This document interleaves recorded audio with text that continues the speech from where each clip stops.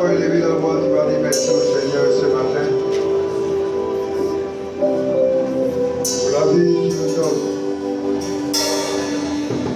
Élève la voix et dis merci au Seigneur ce matin.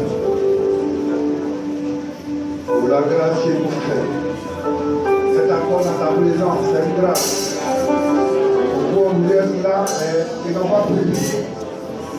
Merci de nous faire cette grâce.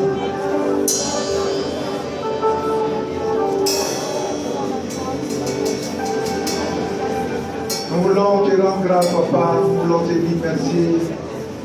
Nous voulons bénir ton Saint-Nom, Dieu de gloire et Dieu vivant. Dieu fidèle et Dieu de fidélité et de justice. Toi le Tout-Puissant, toi le Dieu souverain, toi qui ordonne la chose, vois le jour. Toi qui parle de l'accomplissement n'est qu'une promesse, n'est qu'une évidence. Seigneur, quand il parle de l'accomplissement, n'est qu'une évidence, parce que ta main est à l'œuvre pour agir. Je veux te rendre grâce ce matin. Je te dis merci pour tout ce que tu fais. Béni sois-tu. Nous voulons le demander ce moment pour tes mains. Que ton nom soit élevé au nom de Jésus. Alléluia. Amen, amen, amen. Amen. Que le Seigneur nous bénisse. Alléluia. Hein? J'ai dit par la main de quoi? J'ai dit quoi? Fais ce qui déplaît à l'Éternel, et l'Éternel est livrant les mains de Madian. Pendant combien? 7 ans. Ah, vous voyez, 7 ans. Souvent, il y a 40 ans dans la Bible. Souvent, quand on voit 40 ans, on parle de ces 2 jours. Les gens ont fait 40 ans. Regardez les gens pour sortir d'Égypte là. Ils ont fait 30 ans de combat, 30 ans de lutte. On parle que ça s'est passé en une semaine. 30 ans. Les gens devaient sortir 400 ans, ils ont fait 430 ans. Aller chez le Pharaon, revenir, aller chez Job, ça fait 30 ans. Parce que quand on vient à l'église une semaine, on pleure. Moi, il vient une semaine, je ne vois pas ma bénédiction. On dit, je serai béni. Quand il n'a rien fait. Moïse a fait combien d'années dans le désert? 40 ans, on n'a pas dit 40 mois. 40 ans. Il y a des gens qui n'ont pas encore 40 ans ici. C'est-à-dire, depuis que Moïse a dans le désert, pas d'aider la terre, on va faire autre chose. Alléluia. Donc on dit dans l'enfant d'Israël, fils ce qui déplaît à l'Éternel, et l'Éternel est livrant les mains de Madian pendant 7 ans. La main de Madian fut puissante comme Israël. Pour échapper à Madian, les enfants d'Israël se retiraient dans les ravins des montagnes, dans les ravins, dans les cavernes, sur les rochers fortifiés. Quand Israël avait sémé, Madian montait avec Amalek. Donc Madian ne vient pas seul. Il prend notre ami Amalek. Il vient. Vous pensez que la vie chrétienne, là, c'est facile. Quand des gens de colère, là, il voit qu'il ne peut pas faire du travail, il va prendre un truc de sorcellerie. Il dit, viens, pardon, il y a un travail, viens m'aider. Ils ont appelé l'association à un esprit sur un des eaux. Donc c'est ça. On dit Madian seul là, il a vu que c'était compliqué. Il allait prendre qui? Amalek. Et la fille de.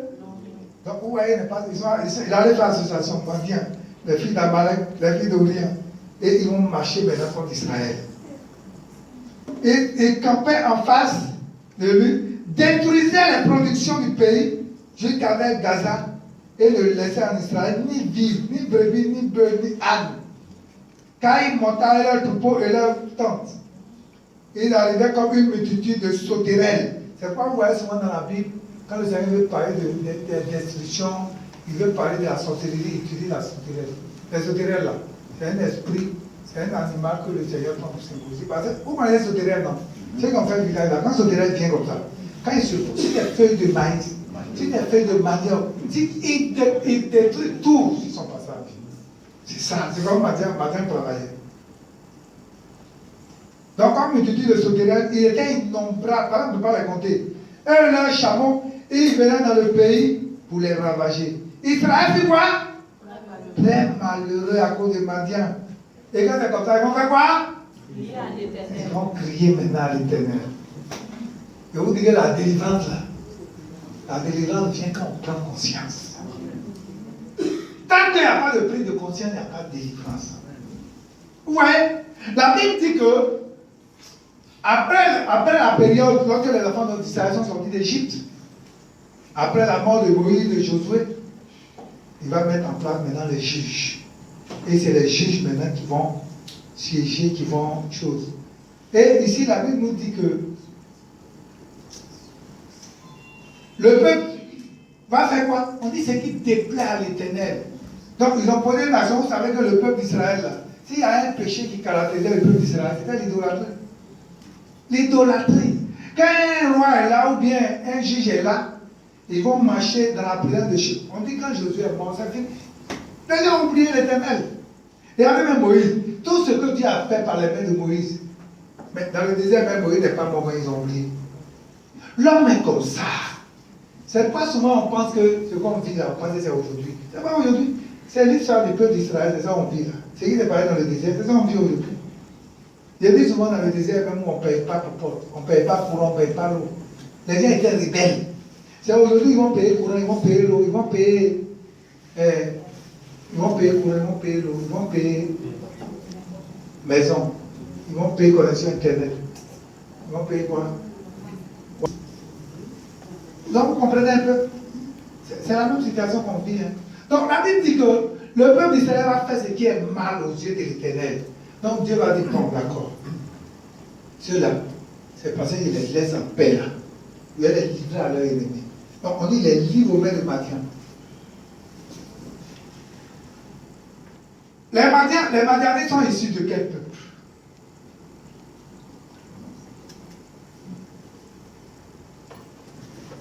Prenez Genèse 25, verset 1 à 2. On va voir d'où viennent les Madianites.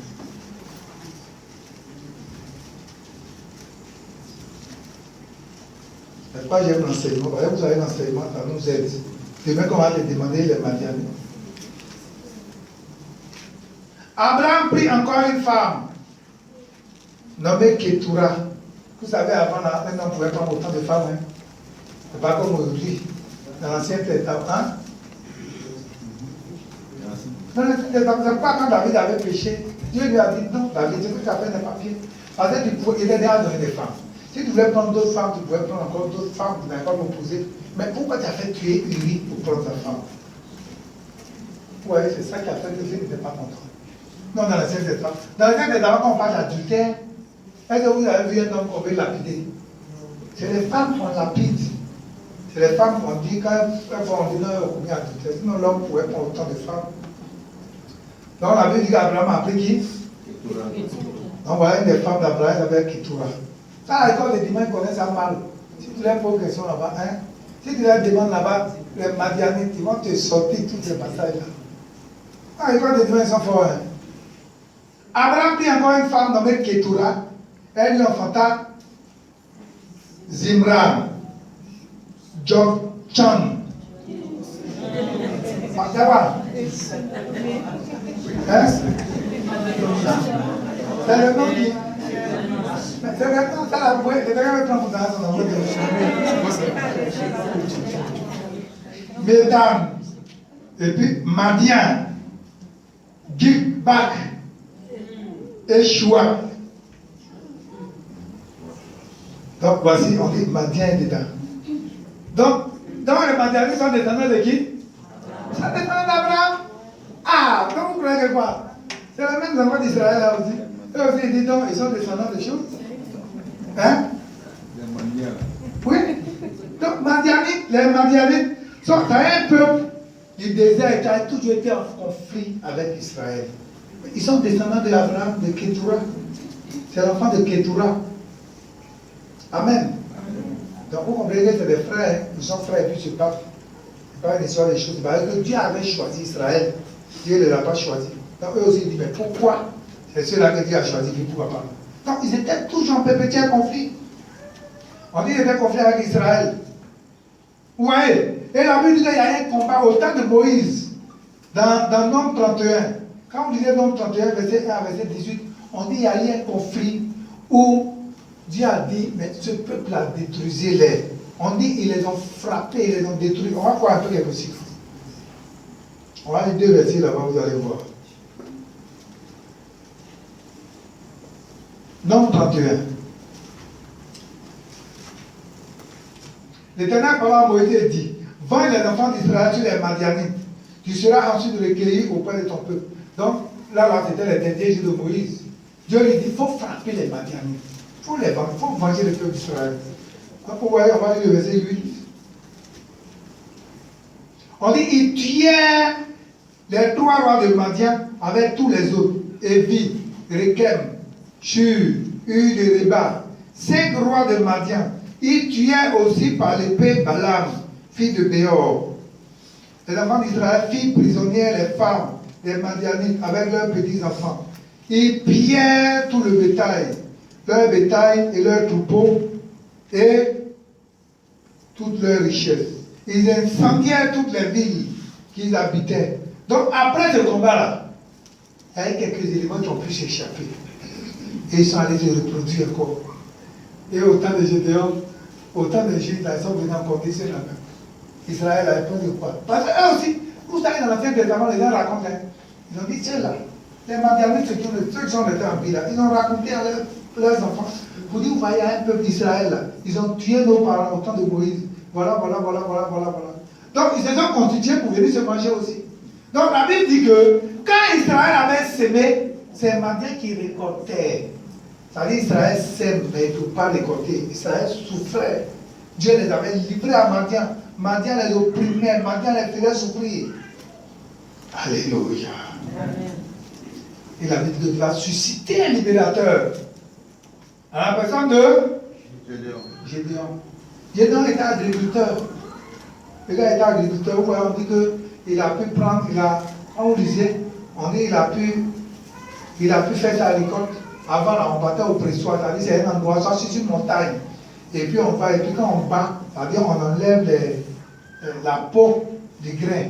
Donc pendant ce temps-là, quand c'est dans un lieu qui est élevé, il y a le vent là, qui emporte les trucs là. Vous savez, les femmes, quand elles font maïs, après quand elles font ça là, le vent même envoie non. Voilà, donc les gens se mettaient dans des endroits comme ça. Mais Gédéon, il allait se mettre dans un endroit caché pour dire, parce que souvent quand ils sont en train de faire ça, les Madianites arrivent, et puis prennent tout, et puis s'en vont. Donc Gédéon allait se cacher, il dit, il ne faut pas les Madianites vont le voir. Pendant qu'il était en train de battre, chercher un peu la nourriture pour sa maison, on va voir le verset 25.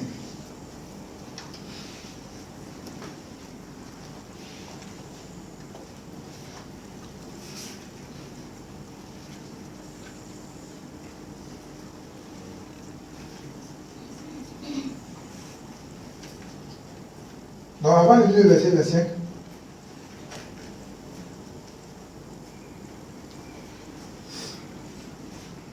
On va aller à partir du verset 11. On dit, puis vint l'ange de l'Éternel. Vous voyez, on a vu ça vendredi. Voilà l'ange de l'Éternel qui vient encore. Et s'assit sur le tébéret d'Ophra qui appartient à Joas de la maison d'Abiézer. Gédéon, son fils, battait du froment au pressoir pour le mettre à l'abri de Madian. L'ange de l'Éternel lui apparut et dit, l'Éternel avec toi, va un héros. Donc, vous voyez, quand Gédéon l'a vu, même il était effrayé, il a parlé, c'est un Madianite qui est sorti. Il vient arracher sa nourriture pour partir. Et il voit son aspect, il dit non. Il dit, mon ami, le Seigneur avec toi. Va un héros. Gédéon même se regarde. Il regarde autour de lui. Il y a des gens autour de moi, ou bien c'est moi, on dit, va un héros. Gédéon lui dit, ah, mon Seigneur, si l'Éternel est avec nous, il me dit, je suis va un héros. Si l'Éternel est avec nous, pourquoi toutes ces choses nous sont-elles arrivées? Et où sont tous ces produits que nos pères nous racontent? Quand ils disent, l'Éternel ne nous a-t-il pas fait monter hors d'Égypte? Maintenant, l'Éternel nous abandonne et nous livrons des mains de Madian. Donc voilà, j'ai formé sa plainte à l'ange. Il dit, mais Seigneur, toi tu dis que Dieu est avec nous. Mais regarde ce qu'on vit. Tout ce qu'on vit avec Madian là, et souvent c'est ce qu'on se pose comme question, hein. Quand on vit des situations, on se dit, mais est-ce que Dieu est avec moi? Frère, soeur, comment Dieu va t'accorder un témoignage si tu ne passes pas par un temps d'épreuve? Quand Jean pouvait dire, J'ai entendu parler de toi. Maintenant, mes yeux t'ont vu. Mais c'est parce qu'il a vécu des situations qui fait qu'il arrive à dire que mes yeux t'ont vu. Parce qu'il a entendu que tu bénis. J'ai entendu que tu bénis. Maintenant, mes yeux t'ont vu. C'est ça, non? C'est un cantique comme ça, non? Oh, vous ne connaissez pas ça. C'est chaud. C'est eux qui chantent ça. Notre fille là, chaque nuit qui chante ça. Voilà. J'ai entendu que tu bénis. Le Dieu de miracles, de choses comme ça. J'écoute ça souvent. Mais il chante ça. Il chante ça. Pour la mettre, écoutez les chansons chrétiennes. Arrêtez d'écouter les accords, les chansons du monde là. Moi, matin, quand je suis dans la douche là, je joue chanson. Je suis sur YouTube. Souvent, quand vous voyez mon YouTube est branché, je suis connecté. C'est pas parce que je suis en train de faire des choses. Je suis en train d'écouter la musique. J'écoute beaucoup la musique de Rebecca Nyafou comme ça. J'aime beaucoup ces cantiques. Parce que je chante des cantiques de restaurants. Mais pourquoi? Si on dit le Seigneur avec nous, tout ce que nos parents nous ont raconté là, pour dire le Seigneur avec nous, il a combattu en Égypte, il a fait ceci là. Mais maintenant qu'on est là, pourquoi on vit tout ça là? L'Éternel se tourna vers lui et dit, vous voyez souvent là, quand on disait les histoires de Gédéon, souvent on te parle des langues de l'Éternel, souvent on te dit l'Éternel. Vous voyez, c'est la même chose. Hein. Ça veut dire que c'est un ange. Vous voyez souvent, souvent dans l'Ancien Testament, quand on voit un ange, on peut même l'appeler, c'est la prière de Dieu. On appelle la théophanie. Ça va. Donc vous voyez, c'est ça. Donc souvent il dit l'Éternel avec nous, c'est la même chose. L'Éternel se tourna vers lui et dit, va avec cette force que tu as et délivre Israël de la main de Madian. N'est-ce pas moi qui t'envoie? Donc Dieu dit, c'est moi qui t'envoie. Il ne faut pas avoir peur. Va, tu vas délivrer Madian, tu vas délivrer Israël des mains de Madian. Mais vous voyez, Gédéon, il pose encore question. Hein. Gédéon lui dit, ah, mon Seigneur, ton affaire de dire que m'envoie là, moi je ne comprends pas. Hein. Mais beaucoup de personnes là, pourquoi c'est moi? On dit, Gédéon lui dit, ah, mon Seigneur, avec quoi? Tu me dis d'aller délivrer Madian. Moi, je suis là, je peux faire quoi? Ouais, non. C'est ce qu'on appelle le raisonnement. Ouais, Gédéon, même d'abord, il est 5e juge. Parce qu'avant lui, là, il y avait Othniel, il y avait Ehud, il y avait quoi? Shamgar, et puis il y avait Déborah. Donc Gédéon est 5e. Donc il voit tout ce qu'ils ont vécu jusque-là, et puis il se dit, mais attends, pourquoi c'est moi que tu envoies? Il dit, avec quoi délivrerai Israël? Et puis vous regardez ce qu'il va dire maintenant. Il dit, voici, ma famille est la plus pauvre. Vous voyez, quand Dieu appelle les gens qui ne veulent pas partir, c'est là qu'ils vont voir tout ça. Ce n'est pas l'argent que Dieu prend pour chose. Nous-mêmes, là, quand quelqu'un dit là, est-ce le bébé qui est sur les pieds de Madame Yagua là-bas, quand le bébé va venir, le bébé va venir avec l'argent. Hein? Mais pourquoi souvent quand on veut prendre? Mais attends, avec quoi? Seigneur, oui, celui-là, il n'est pas l'argent. Pourquoi? Il prend quoi pour te dire? Il dit, mais avec quoi? Il doit faire allusion à quoi ici? Avec quoi délivrer Israël? Il dit, ma famille est la plus pauvre. Donc quand il parle de pauvreté ici, il va dire que lui, il n'a pas l'argent. Comment il va délivrer Israël? Comment? Et je suis le plus petit de la maison de mon père. Donc, ouais, c'est ça qu'on appelle le raisonnement. Quand Dieu nous envoie là, c'est là qu'on va regarder, on va raisonner. C'est pas 2 Corinthiens 10, verset 3 à 5. Il nous parle de raisonnement. Il dit, nous renversons les raisonnements de tout auteur. Tant qu'un serviteur de Dieu, tu as encore le raisonnement en toi. C'est difficile que Dieu puisse faire des choses avec toi. Par exemple, Dieu va te dire, tu vas raisonner. Ah, mais est-ce que ça va même vraiment? Est-ce que c'est possible même? Est-ce que tu vas poser des questions, tu deviens Géasi. Avec Géasi là, quand Élisée va devant la tête, je dis, ah, est-ce que maître? Il dit, il voit la femme Tsunami, il dit, mais la femme là, elle veut quoi? Qu'est-ce qui lui manque? Géasi dit, la femme là, elle est vieille, et puis son mari aussi est vieux. Non, pour les laisser comme ça, pour les laisser, Père n'a pas dit, tu fais des miracles, pour les laisser là. C'est ça, quand tu as des gens comme le Géasi, c'est difficile, hein? Parce que dans les yeux charnels, il ne peut pas voir au-delà. Il ne peut pas voir la foi se manifester, mais il voit par rapport à la vue. Alléluia. Ça veut dire, là, c'est leur sens. Il voit, il y a un mur qui est là. Et il te dit qu'il ne peut pas aller au-delà. Donc, il va raisonner maintenant. Il va dire, avec quoi? Il va dire, ma famille même est pauvre. Quand tu regardes dans Manassé là, c'est ma famille qui est pauvre. Mais ta famille est pauvre. Toi qui es né, pour que ta famille soit pauvre. C'est ça, c'est ce qu'on ne comprend pas. Souvent on pense que quand on est né dans les familles pauvres, c'est pour venir compléter le nombre de pauvres. On n'est pas venu pour compléter. Qui est là pour compléter là? Il y a beaucoup qui sont là déjà. Mais nous, le Seigneur nous prend, il nous donne le Saint-Esprit, qui est l'esprit de créativité. C'est à le Saint-Esprit, les gens ont créé des avions. Ils ont créé un poule, voilà un poule là. Nos parents font sorcellerie. Comment ils vont faire pour s'envoler pour aller tuer les gens? La dernière, ils sont assis, ils ont réfléchi. Comment on va faire pour que quand on est dans le noir, ça soit éclairé? Blanc, quand il fait chaud, comment on va faire? Regardez, quand il fait chaud comme ça, tu es dans la chaleur, et puis il rentre dans une salle climatisée. Tu dis, tu es là pour un petit béni, celui qui a créé climatisé. Mais nous, nos parents, si elles font sorcellerie, ils vont prendre balai. Et puis, il vole dessus comme ça, il est aux États-Unis. C'est-à-dire, l'avion, pour aller aux États-Unis, il faut faire combien d'heures? Lui, en 5 minutes, il est là-bas. Mais nos parents devaient créer des avions terribles. Des avions de chasse. Non, voilà, en fait, ils vont faire 6 heures. Mais elles, là, ils font moins de 30 minutes là-bas. Non. Le monde est ténèbres. C'est pas amusement d'être. Donc voilà, je lui pose toutes ces questions. Il dit, je suis plus dans le même. Non seulement on est pauvre, mais moi-même je suis le plus petit. Si c'est au moins le grand frère qui prend, peut-être que lui, mais moi-même là, je suis encore petit même. Vous voyez, ça appelle l'esprit d'infériorité. Quand cet esprit-là à nous, là, on ne peut pas aller quelque part. On ne peut pas réussir. Le sentiment d'infériorité, on doit surmonter ça. On doit avoir un esprit de vainqueur. Vous voyez, Gédéon, quand il a appelé, il était peureux, il avait peur. Tout ce qu'il disait là, c'est la peur. Il s'est dit, mais par où il va commencer? Comment je vais faire? Comment? Seigneur, vraiment, il pose tout ça. Parce qu'il voulait trouver tous les moyens pour que Dieu envoie quelqu'un d'autre. Alléluia. Et il fait tout ça là. Dieu dit, moi, je vais aider là. Mon ami, c'est toi qui vas faire la musique. Donc, voilà, il n'a pas le choix. On va aller maintenant dans le verset 25. Verset 25.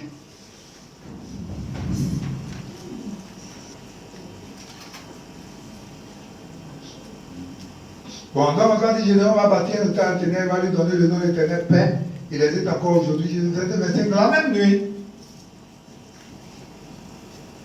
Quand il va bâtir un autel, il va appeler ça paix. Shalom. C'est ça quand on dit shalom là. À partir d'ici, on sort le mot shalom. Voilà. On dit, Gédéon bâtit un autel et lui donner le nom de l'éternel paix. Il va shalom. Quand on dit shalom, là, ça veut dire que la paix soit avec toi. Quand on rentre dans une maison, c'est comme ça. Quand on rentre dans une maison, on va dire shalom. Ça veut dire que la paix du Seigneur soit dans une maison. Une maison là, ce qu'on recherche dans une maison, c'est la paix. Ce n'est pas un milliard. Vous pouvez prendre l'argent superposé dans une maison comme ça. La maison n'a pas produit la paix dans une maison. Ce qui donne de vie dans une maison à l'aide, c'est la paix. C'est quoi quand on rentre dans une maison? Vous voyez quand le Seigneur même a envoyé ses disciples, quand vous lisez Luc, vous lisez les passages de Luc, on dit quand il a envoyé les disciples, il dit, allez-y dans des maisons, dans quelques villes où vous rentrez, devenez dans des maisons, quand vous allez rentrer dans une maison, dites d'abord que la paix du Seigneur soit dans cette maison. S'il y a un enfant de paix qui est dans la maison, il va recevoir la paix. S'il n'y a pas un enfant de paix, la paix retourne sur vous-même. Donc quand on rentre dans une maison, vous voulez dire bonsoir, bonjour, je dois avoir peur. Tout à l'heure on va prier comme ça, l'esprit de peur. Un esprit qui amène, il fait que beaucoup échouent. Donc, le verset 25,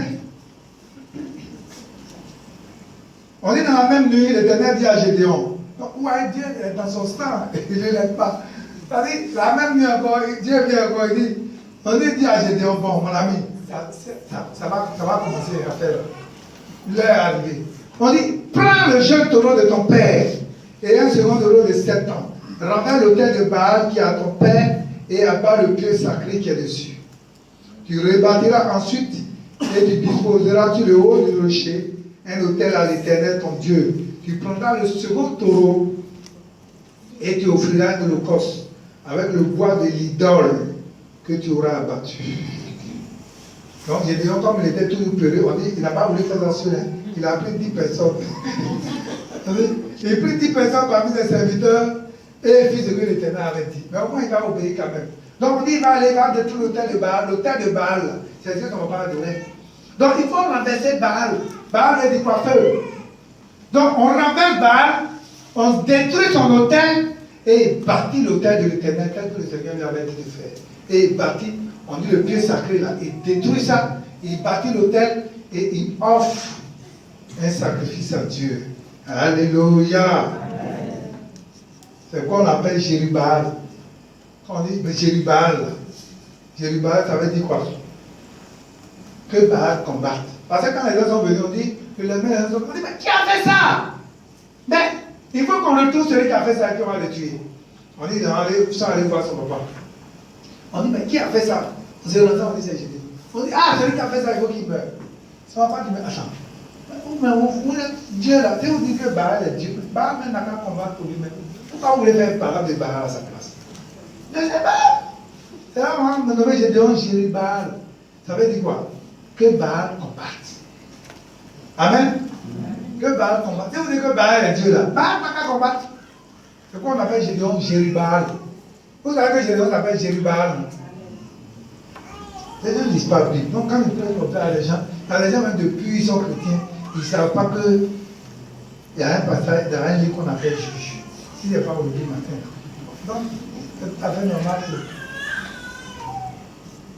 Alléluia. Amen.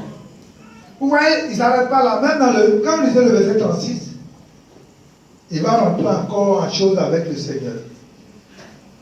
On dit à Dieu, si tu veux délivrer Israël par ma main, comme tu l'as dit, voici, je vais mettre une toison de laine dans l'air. Ouais. Une toison de laine dans l'air. Si la toison seule se couvre de rosée et que tout le terrain reste sec, je reconnaîtrai que tu délivreras Israël par ma main, comme tu l'as dit. Et il arriva ainsi. Donc, il prend une toison, il met, il te dit, bon, d'accord, je vais prendre l'exemple simple. Il prend ça. Et puis, il attache un bois. Et puis, il met dans la rosée. Et il dit, bon, si tu veux vraiment délivrer Israël par ma main, ça là, le lendemain matin, là, la rosée n'a qu'à couvrir ça. Et puis, le bois là, n'a qu'à être sec. C'est-à-dire le bois qui tient. On dit, c'est le matin là. Ça là, c'est la rosée est remplie par l'eau de ce bois. Le bois là est sec. Il a vu ce qu'il a demandé, il a vu non? Il dit, bon, si tu dis tu veux m'envoyer vraiment, je vais là, ça là n'a qu'à être sec, et puis le bois n'a qu'à être. Hein? C'est ça que vous disait, c'est ça? Oui, bien sûr. Parce que là, matin, le bois est mouillé, ça là est sec. Vous voyez? Non, ça dit, c'est ça qu'on appelle un petit. Il ne croit pas. Donc, il veut tout faire pour décourager Dieu, pour dire que ton affaire là, tout est bon. Dieu dit, c'est toi. Tout ce qu'il fait là, il dit, c'est toi, tu vas partir. Alléluia. Amen. Donc, il rentre dans ce débat là avec lui. Dieu dit, mon ami, moi, il dit que c'est toi, tu vas partir. On arrive maintenant au chapitre 7. Le chapitre 7, vous allez voir ce que Dieu va faire là-bas. Donc, Gédéon va rassembler les gens. La Bible dit qu'ils sont combien maintenant? 32 000 personnes qui doivent aller au combat avec Gédéon.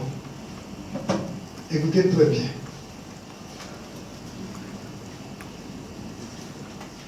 Donc, il va réunir 32 000 personnes. On dit Jérubal qui est Gédéon. Non. Maintenant, il campait de l'autre côté. Verset 2. L'Éternel dit à Gédéon, le peuple que tu as avec toi est trop nombreux pour que je livre Madian entre tes mains. Il pourrait en tirer gloire contre moi. Et dit, c'est ma main qui m'a délivré. Vous voyez, j'ai dit souvent aux gens, quand vous voyez une situation, moi on ne peut pas, les gens ne peuvent pas m'enseigner. On ne va pas la dire, pas pasteur. Mais il y a des choses qui m'enseignent. Il dit, quand vous voyez une corde, qu'on a tiré sur la corde et puis la corde est tendue. Ça veut dire la délivrance n'est pas loin. Quand vous voyez une situation dure, je dois se retrouver avec 32 000 personnes. Dieu dit, tu vois, si tu vas au combat avec 32 000 personnes, quand tu vas remporter le combat là, les gens qui sont partis là, ils vont se taper la poitrine et vous dire, ah, tel que mon effort, on a gagné le combat. Ce n'est pas Dieu qui a fait. Donc il dit cela. Si tu vas avec ceux-là, la gloire ne va pas me revenir. La gloire ne va pas me revenir. Ouais, c'est pas vous que l'église là. On a commencé l'église là le 7 janvier. Désormais, quand on vous demande la Shekinah de Jésus-Christ, dites-vous que l'église a commencé le 27 janvier. Donc, la Bible dit que Dieu lui dit 32 000 personnes, c'est trop. Ceux-là, s'ils remportent la victoire, ils vont te taper la poitrine pour dire ah, c'est pas une main en anglais, on répond. C'est pas la Bible dit, ce n'est pas une grande armée qui sauve le roi. Alléluia. Et les 32 000 personnes, Dieu va lui dire bon, il faut parler aux oreilles du peuple. C'est le verset 2, verset 3. Il dit publie donc ceci aux oreilles du peuple. Que celui qui est craintif, qui a peur, retourne et s'éloigne de la montagne de Galade. Donc, voici l'une des premières conditions. On dit, bon, messieurs, dames, tous les peureux n'ont qu'à aller à la maison. Il y a des gens même qui avaient peur avant. Et même quand on a dit, ouais, il y a des gens qui ont fait rassemblement, ils sont derrière, ils disent, bon, allez-y, on vous suit. Parce qu'il y a des gens qui sont... Et dit, pensez qu'on peur n'ont qu'à partir. On dit, quand il avait ça, quand j'étais là, on n'a même pas fini de parler. 22 000 personnes sont allées à la maison. On dit, yeah! Dans l'anniversaire là même là, si les gens tiraient un coup de feu là, ils allaient fuir il y a longtemps. Donc il restait combien? Sur 32 000, moins 22 000, il reste combien? Ça veut dire que l'argent que tu as donné là, ils vont te faire le calcul tout de suite. Si il y a crédit, quelqu'un a crédit, si tu as payé 22 000. Non. Il ne va pas attention à les 10 000, il va augmenter encore. Il va dire ça, intérêt. Donc la Bible dit, il va rester combien? 10 000. 10 000 là. Dieu dit non. C'est non. 10 000 personnes, c'est trop. Ce que tu vas faire maintenant, tu vas descendre avec le peuple, les 10 000 personnes, il faut les faire descendre dans l'eau.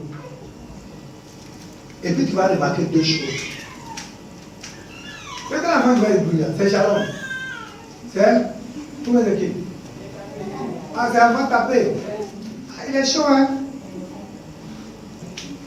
Ils vont prendre le coup là. Il faut les mettre à côté. Ceux qui vont se mettre à dire, on l'appelle comme chien. Il faut prendre le chien là pour le nom. Il dit cela. Ça aussi, c'est des progrès. Celui qui est dans le il fait la paix même avec lui. Il faut les mettre à côté. Donc, quand ils ont fait ça là, on dit qu'ils ont pris l'eau pour boire. Ils étaient combien? 300. Ceux qu'on appelle comme chien là, ils étaient combien? 9700. Dieu dit, les 300, c'est avec eux que tu vas remporter la victoire. C'est avec les 300 que j'ai bien allé. Quand vous lisez la suite, on va lire la suite, vous allez voir.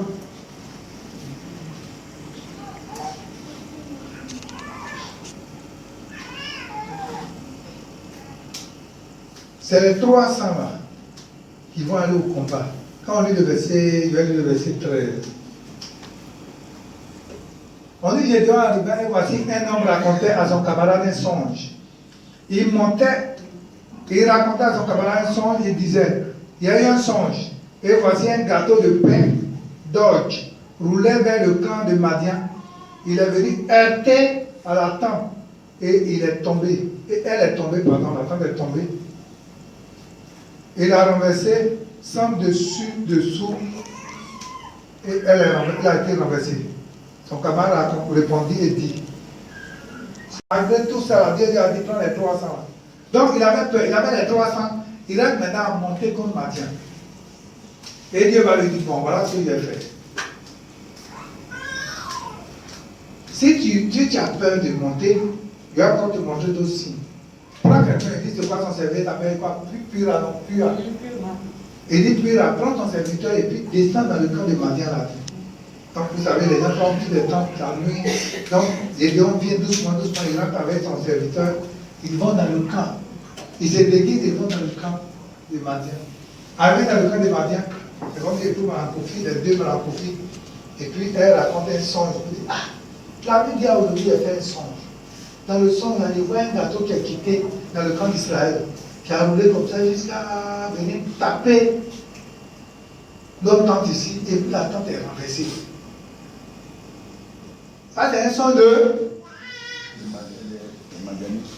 Non, c'est un son de. C'est un Madianite qui a fait le son, qui est en train de raconter à son frère, et puis Gédéon écoute. Quand Gédéon a écouté, là, c'est là son frère, la main l'a raconté, son frère Madianite a dit ça n'est pas la main de Gédéon. Hein? Ça va faire que Dieu veut livrer, il veut livrer dans le cadre de la main de Gédéon. Parce que c'est un son de promesse. Voilà. Dieu a parlé. Lui, le Madianite pour lui, le Madianite c'est un son d'avertissement pour lui. Puis le danger arrive lui dans son camp. Mais pour Gédéon, c'est un son de promesse. Parce que Dieu lui dit qu'il va l'utiliser pour renverser le camp des Madianites. Donc quand Gédéon a entendu ça, ça lui a donné encore la force. Alléluia. Et il a dit que il va se lever les 300 personnes. Il va les diviser en 3. Et il va attaquer le camp de Madian. Et il va avoir la victoire. Elles ont fait acclamer le Seigneur.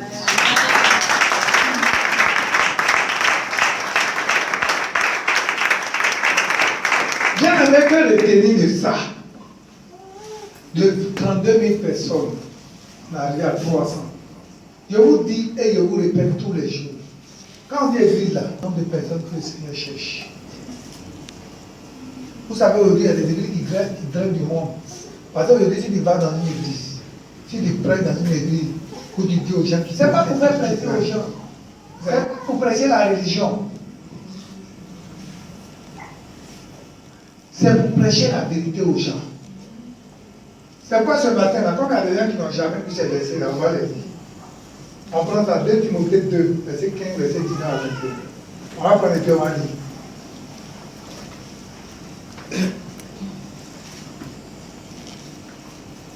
Voilà, les gens ils voient ça sur le logo, mais ils n'ont jamais lu.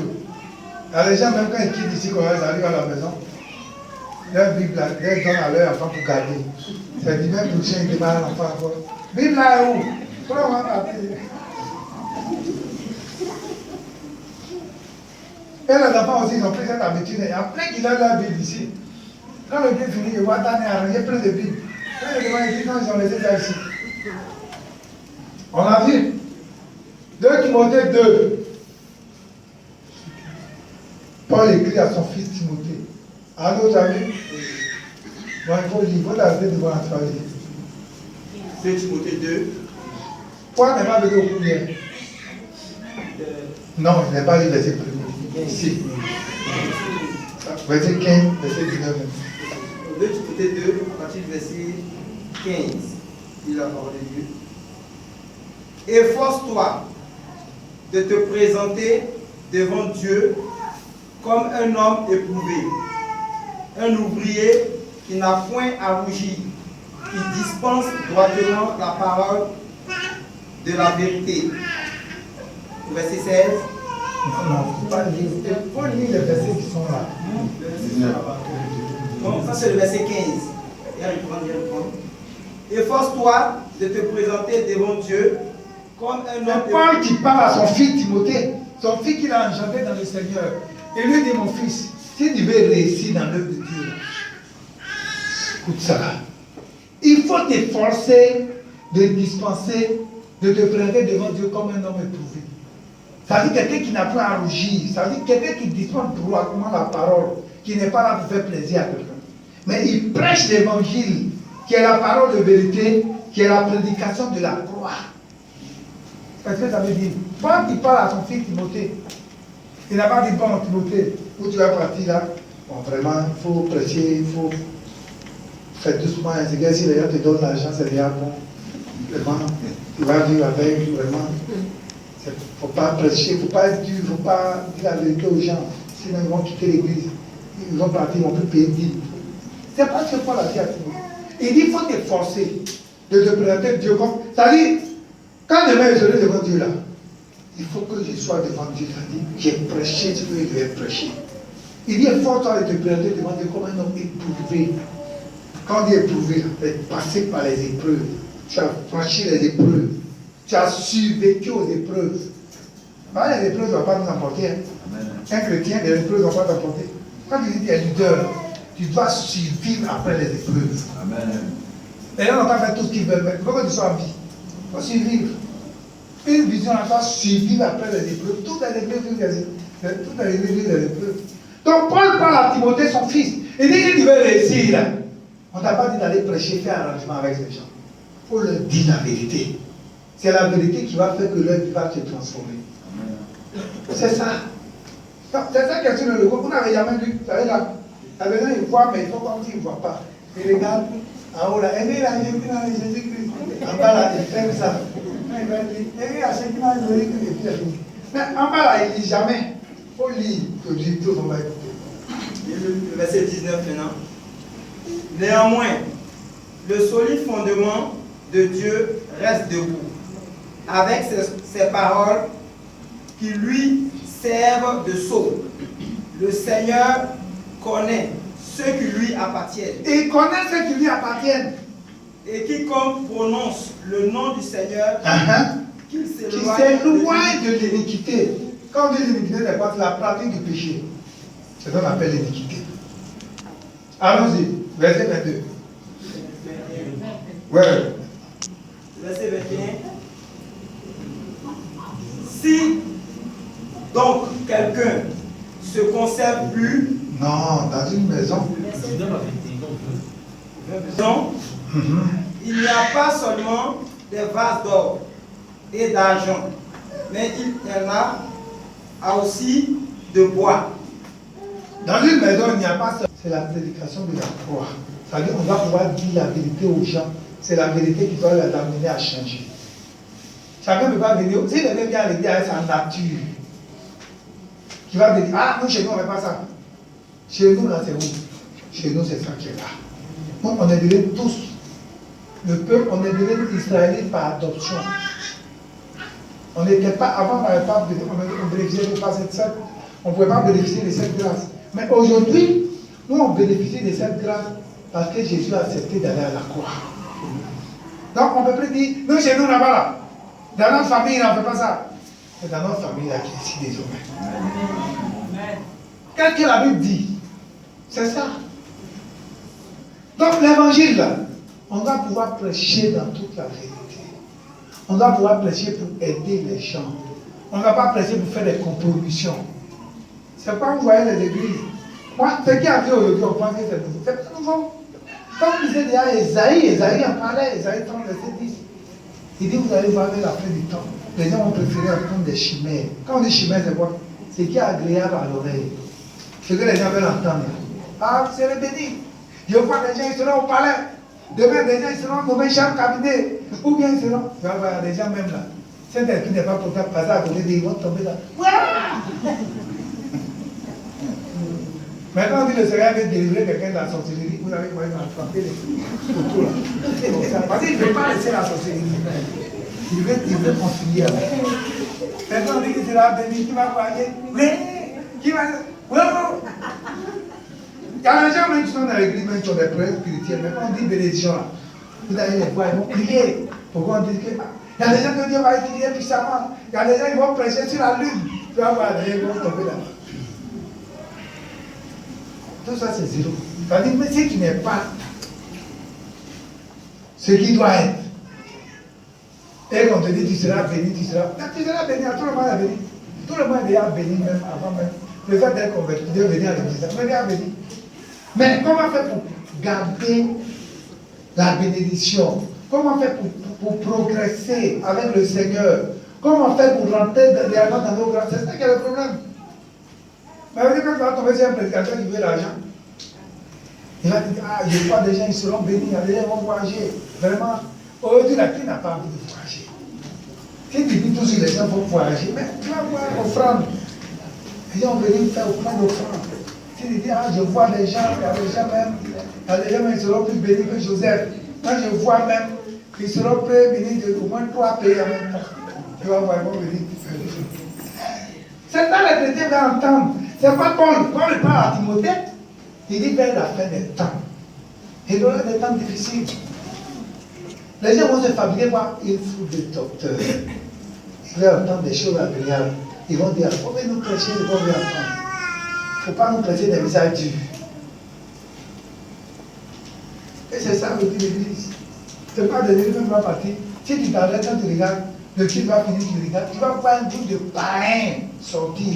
Quand tu regardes même, ceux qui sont convertis sont mais l'homme va te dire, j'ai 10 000 membres, c'est tel nombre de milliers de membres.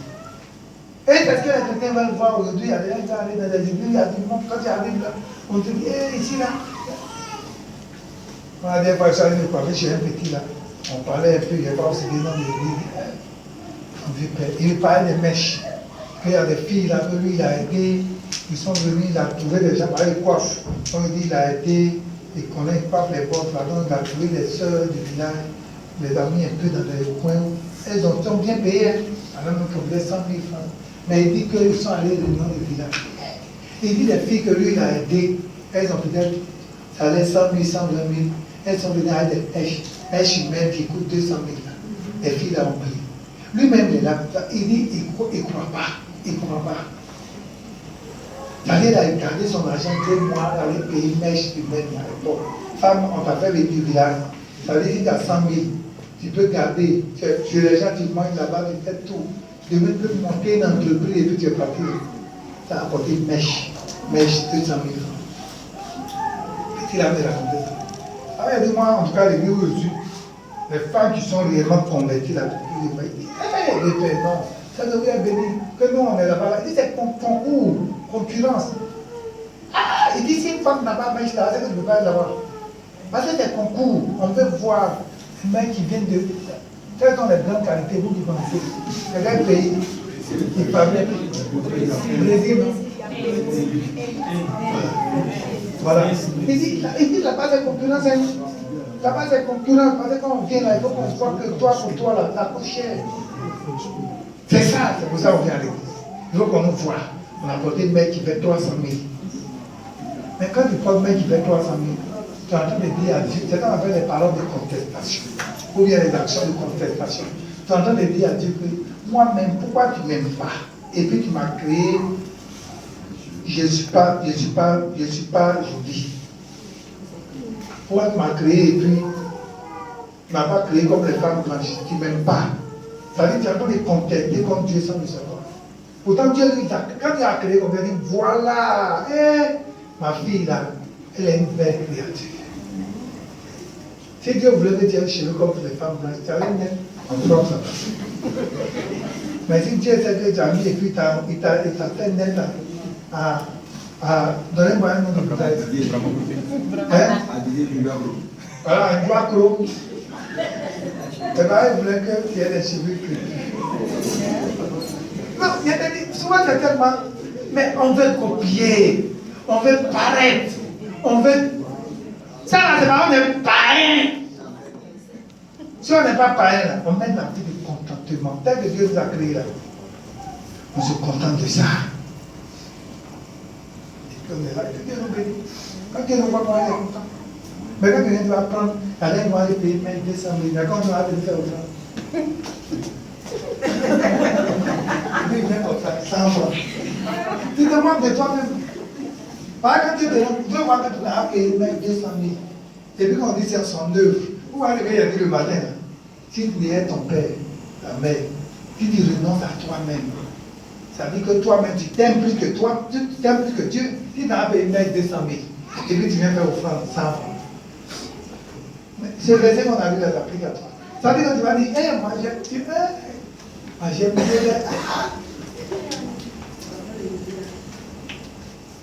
Quelqu'un va le dire, il aime Dieu. Il aime Dieu. Et puis en réalité, il n'aime pas Dieu. Parce qu'il va dire, il aime Dieu. Mais les actions qu'il pose, en fait, il n'aime pas Dieu. Si quelqu'un aime Dieu, dans les gens, on a dit, on va payer terrain.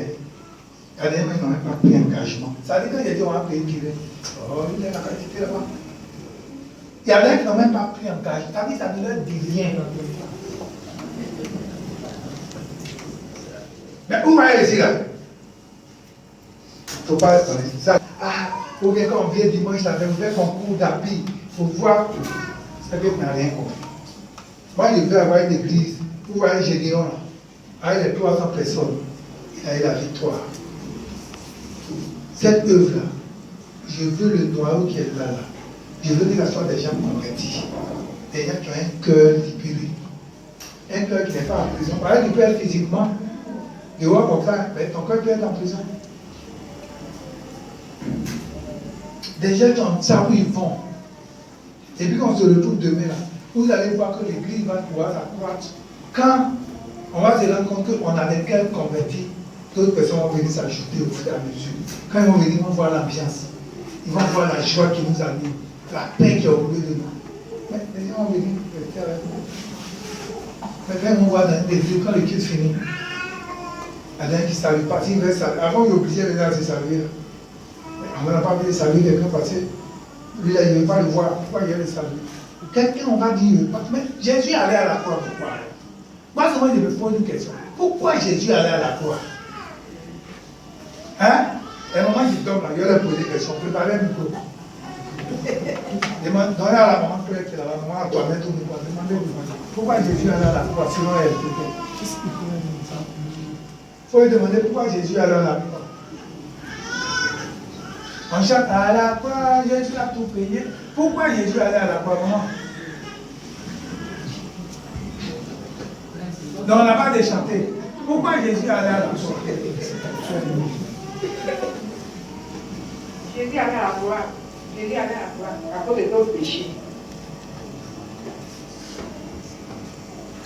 D'accord. Donc quand il a pris péché là, maintenant on fait quoi? Jésus il est là pour nos péchés, non? Maintenant il a fait quoi de ce péché là? On parle de battre nos camarades, c'est moi que nos camarades, on critique nos camarades. C'est à cause de ça que Jésus allait à la croix. Donc peut-être que la maman, elle ne peut pas peut-être expliquer le dire. Moi je dis pourquoi Jésus allait à la croix? Si on ne s'aime pas, on a la haine dans nos cœurs. Pourquoi Jésus allait à la croix? C'est la question que je suis en train de me poser. Jésus allait à la croix. Jésus allait à la croix. On peut réconcilier, mais depuis Jésus allait à la croix. On ne peut pas réconcilier. Il est toujours dedans. D'accord, vous allez le voir dans 3 jours. Elle veut parler. Il vous faire finale les premiers. Pourquoi Jésus allait à la croix? Les femmes de pasteur, c'est ça? Quand les femmes de pasteur, vous voyez, c'est pour manger des gros plats de fruits, c'est pas ça. Hein? Quand les femmes de pasteur, Gédéon, il a regardé ses points faibles. Hein? Il a regardé à ses limites.